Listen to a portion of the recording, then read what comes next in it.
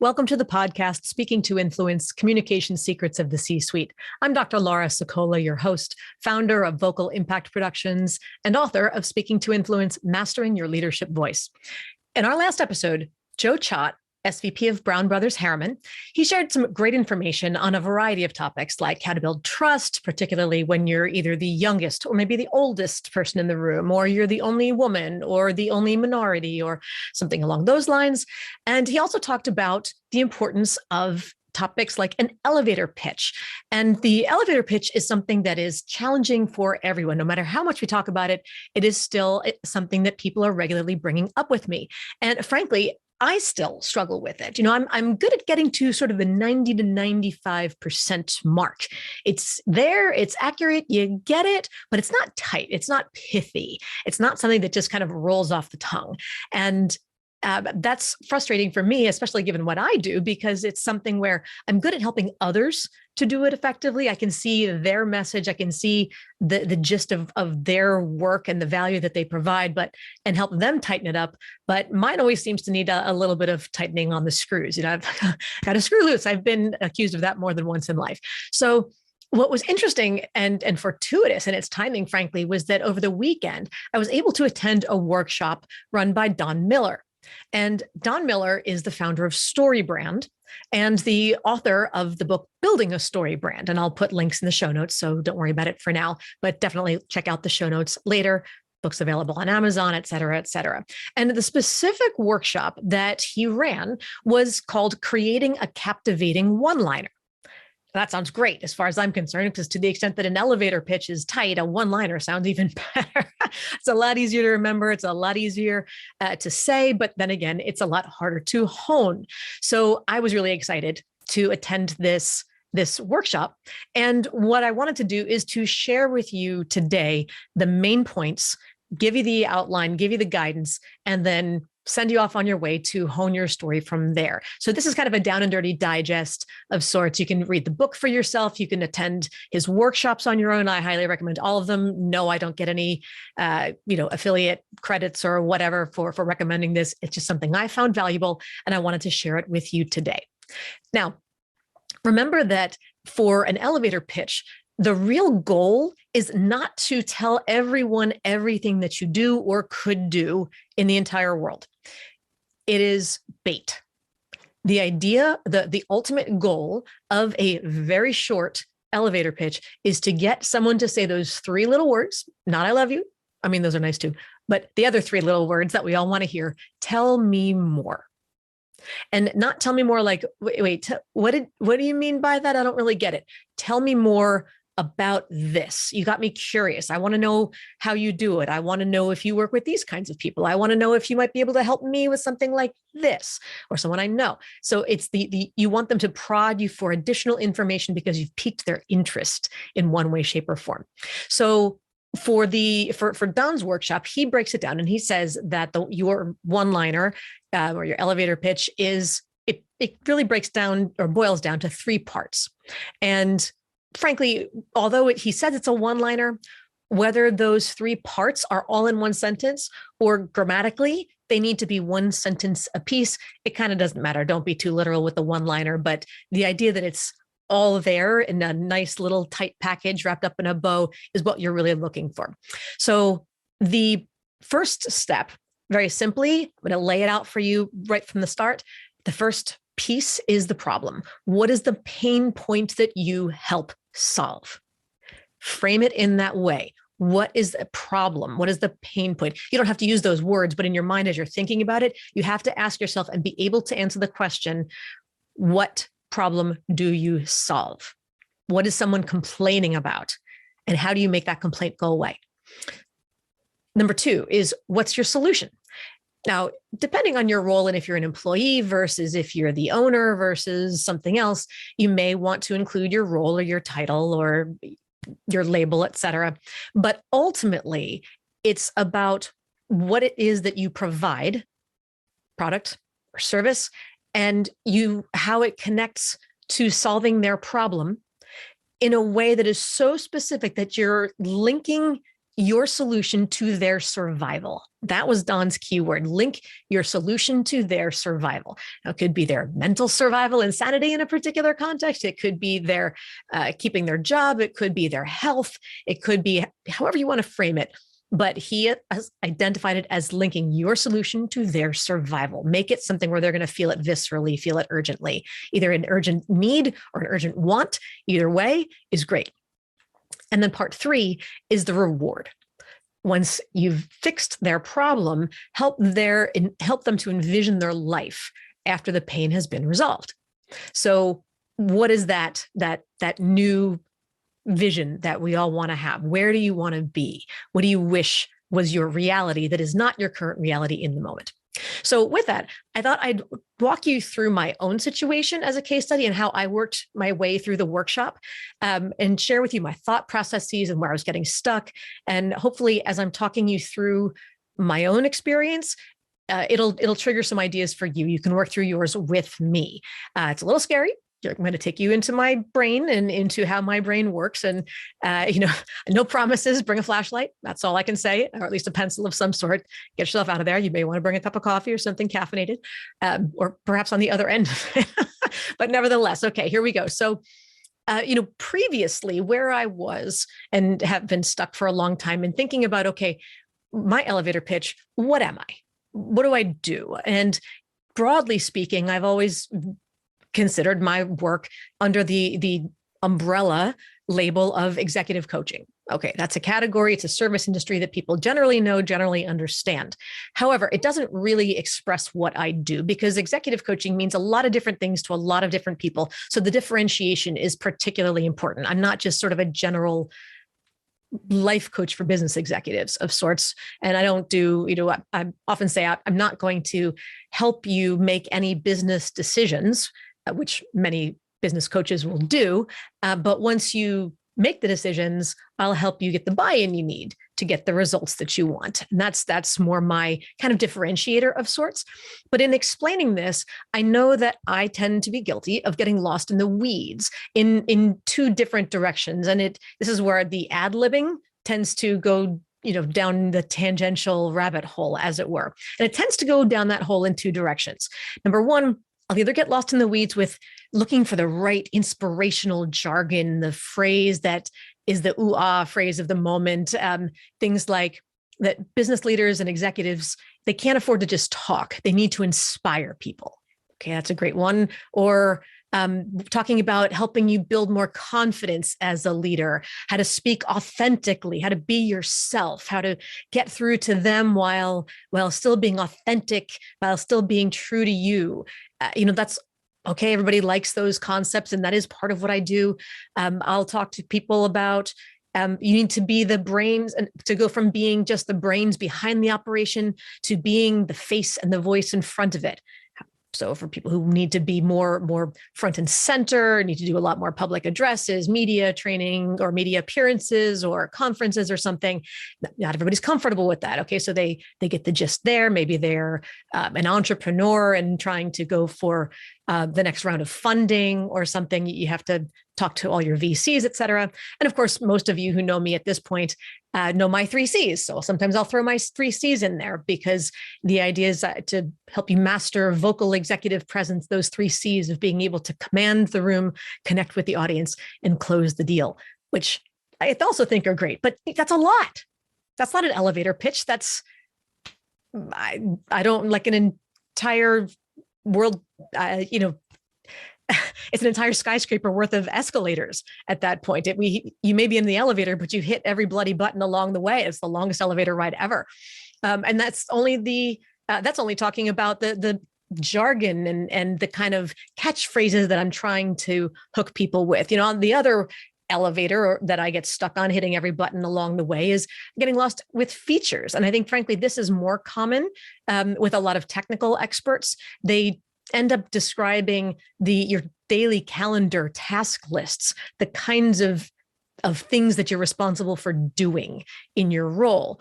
So I'll tell people that I can help with, I do work with public speaking and presentation skills.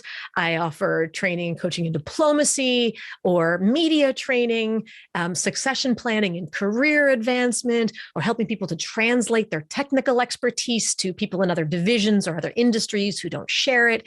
And again, it's all true. It's all relevant, but it's not an elevator pitch, and it's just too much. It's that not trial by fire, but trial by fire hose, right? Open mouth, turn on fire hose, drown your listener in information to the point where, frankly, nothing stands out. It's too much for them to absorb. So what do we do with that? Where did I take that? And where did I go with Don's workshop and trying to get down to that compelling one-liner, as he said? So how do the 3 steps break down in my world? Well, okay, let's think with regard to the problem that I solve. What's the pain point that my ideal clients are experiencing? Well, they have great ideas. They have tons of experience, but when they talk, it doesn't necessarily connect. It doesn't land the way you want it to land. People they don't seem to get it. Sometimes they see you as the person that they want on the team, but not as the person who belongs leading the team, all that kind of stuff. So that's a pain point that a lot of people experience, or sometimes there's imposter syndrome. There's feelings of confidence. Do I fit in? Do I have what it takes? Am I enough? Right? Am I good enough? All of those. How do I get the respect from people who I want to impress, whose respect I need? And if nothing else, you want to hear yes more often. That's kind of what it all boils down to in the end. So with that, okay, what are the solutions that I offer? Well, we've established that I'm an executive coach. More specifically, I'm a leadership communication coach, or I'm an influence coach. I'll say to people often that my job is to make sure that when you talk, people listen and get it. Again, that's getting to yes more frequently. And so this is kind of what I try to help people do, what I fix. And then from there, part 3 is the reward. And that's imagining the future, that promised land. And this is really trying to look more at the benefits versus the features of what you do. The technical stuff is the feature. We don't want to get stuck in all that. We talked about that already. So the benefits, if I'm thinking in terms of, okay, after you work with me, how should your life be different? How should your experience be different? And I came up with things like, well, you'll be able to inspire people. They'll see you as a true leader that they want to follow. You'll be able to develop loyal and effective teams or get people rowing in the same directions. Ultimately, you want to get bigger and better results. So there's my fodder, right? Those are the pieces that I tried to distill into those categories. So when I then had to boil it down and say, okay, what's my one-liner? Or in this case, a 3-liner or a 3-part one-liner. I had the opportunity to work with Don directly. And I'll give you my draft and what I originally came up with, which he agreed was about 95%. And he said, I get it. Let's play with it and see what else we can come up with. So I'll give you my draft version that I shared with him, and then I'll give you his take on it. And we played with it a little bit more after that, but I want to show you the iteration of how we moved through this. So I tried to summarize it as being with my draft.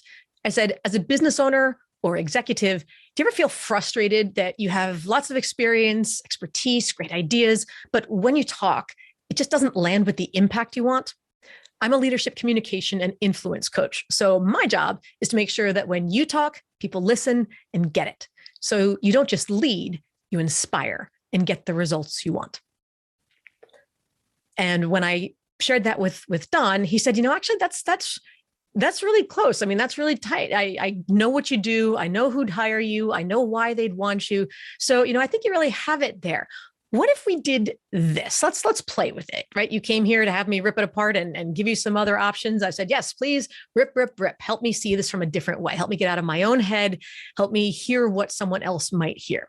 And so what I liked that he said instead, he said, if I were you, I'd say, a lot of people, and of course, knowing that the person I'm talking to is likely an executive or a business owner of some sort.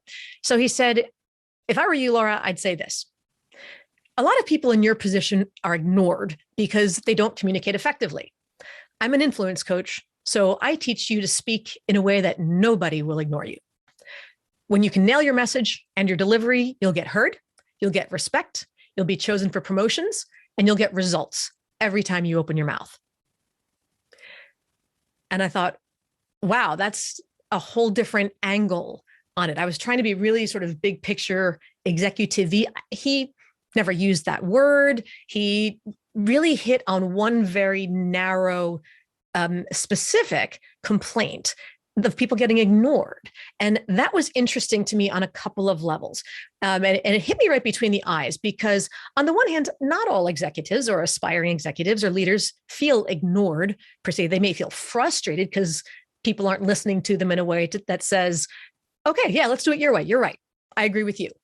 So that may or may not get translated as feeling ignored per se, but it took me immediately right back to my initial inspiration and the catalyst for launching Vocal Impact Productions in the first place. And for those of you who don't know my story, back in 2013, I was doing some other, generally related coaching and training, but my background, my research, my teaching as a professor and whatnot was about speech and voice and language and cognitive processing and all that kind of stuff. But I heard, I had seen, let's put it this way, Lean In was the book of the day, right? Sheryl Sandberg, COO of Facebook, had written it, and it was all about women's frustrations in the workplace, the gender imbalance, equity imbalance in the genders, and how women's voices often aren't heard. And so when I read that, I thought it was kind of interesting. So I was straw polling women at every networking event that I was going to. And I was going to a lot of networking events on a daily basis or weekly basis, at least. This is almost 10 years ago. And I asked them, every professional woman I could find, did you read the book? Did you at least see her TED Talk? What did you think? Is that your experience? And unanimously, the thought at the time was, yes, that's what I've experienced. And I'm frustrated too, because I don't feel like my voice is heard. And that was the light bulb that went off for me, thinking, well, maybe I can help women figure out how to communicate more effectively in general, or in a man's world, if they're in more male dominated environments, et cetera, help them get their voice heard, help them be more effective communicators. And the idea caught like wildfire. And of course, within about 20 minutes, the guys were saying, we're not really great communicators either. So it wasn't just that I was working with women, but that was the catalyst. The idea of people not feeling like their voices are heard, feeling ignored. And overall this time, I think I forgot that. So the fact that he brought it back home for me in framing that, I just thought, okay, clearly this is something that is a lot broader than what I had assumed it to be. And of course, if, for some businesses, if that's not the core issue, okay, we can tweak it, right? If I'm dealing with a person with a particular personality where it's clear that feeling ignored is not how they would see it, I can change that language. I can tweak this, I can tweak that. But overall, the flow was tight. And I felt like I can really leverage that. And we can go, again, it's the bait. The goal is to get them to say, tell me more. That sounds like something I need.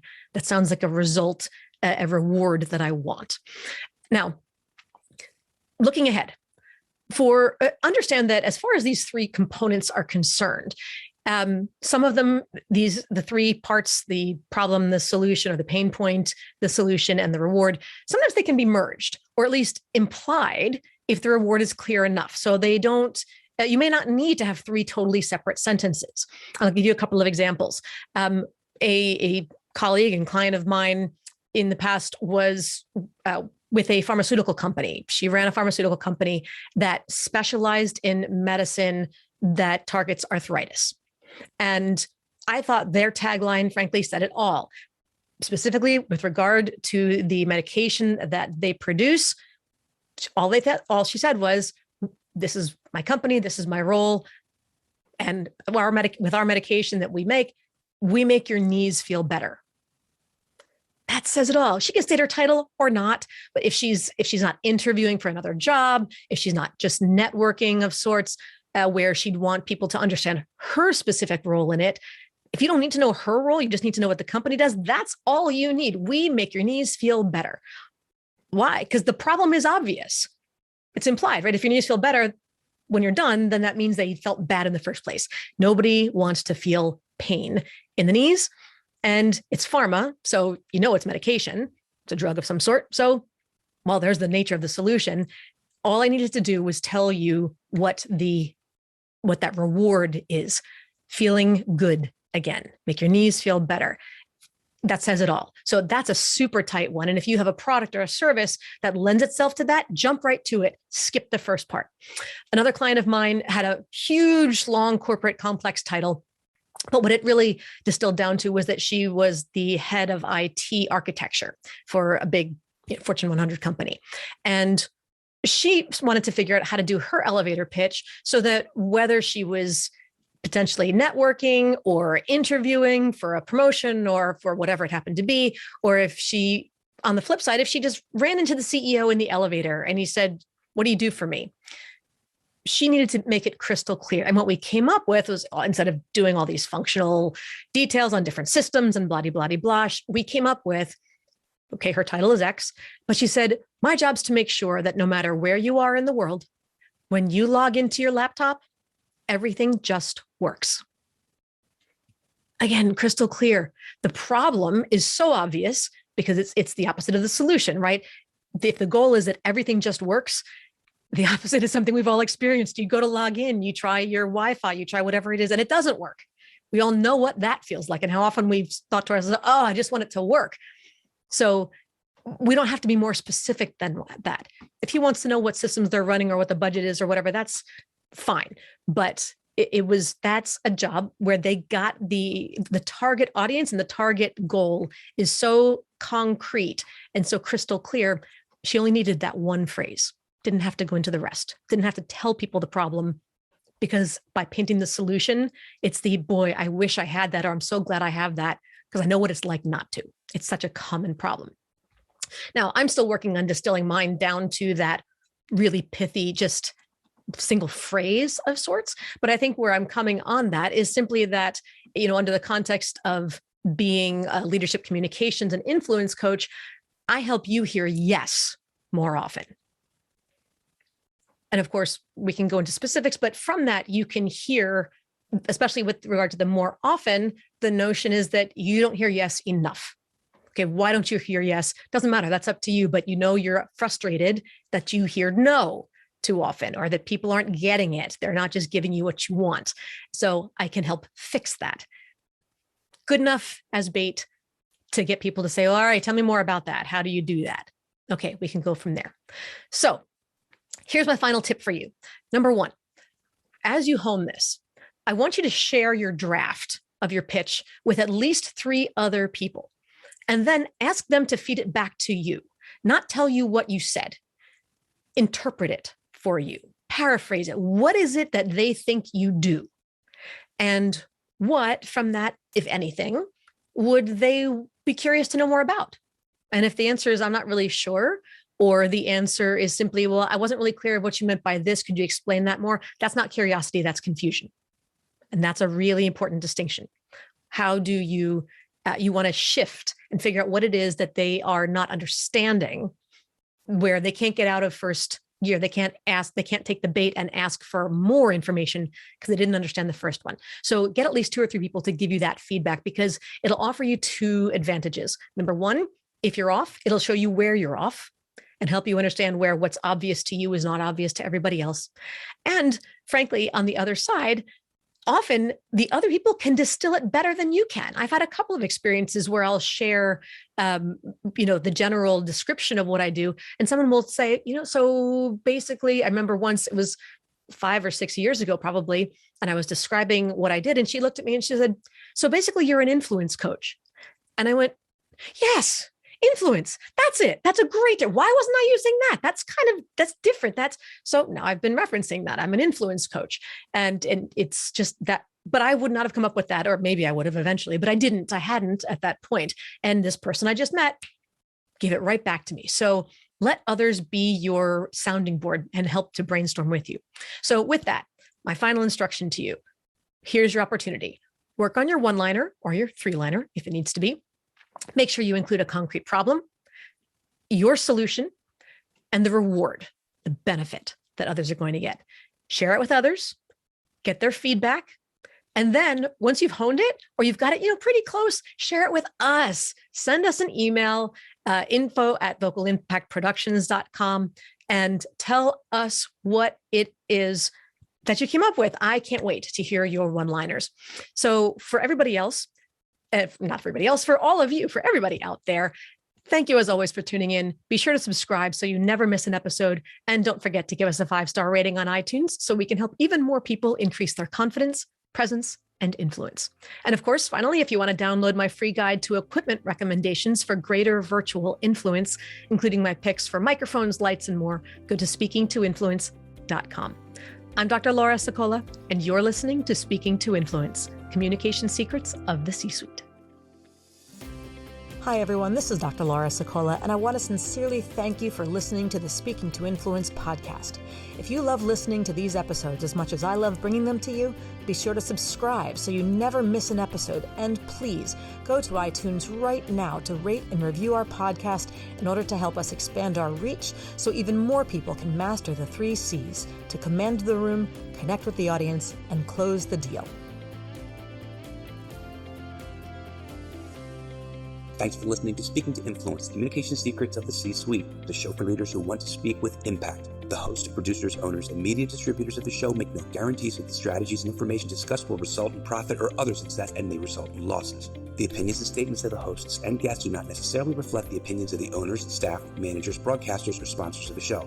No medical or psychological therapy or personal or professional wellness or relationship advice is offered in the show. You are advised to seek counsel on matters related to your health, family, relationships, job, or other business and legal matters from licensed advisors in those areas prior to making any changes in business or lifestyle. No information provided may be suitable in your situation. As always, take responsibility for the decisions and actions you take, including the reactions they may make in your work, family, health, and life.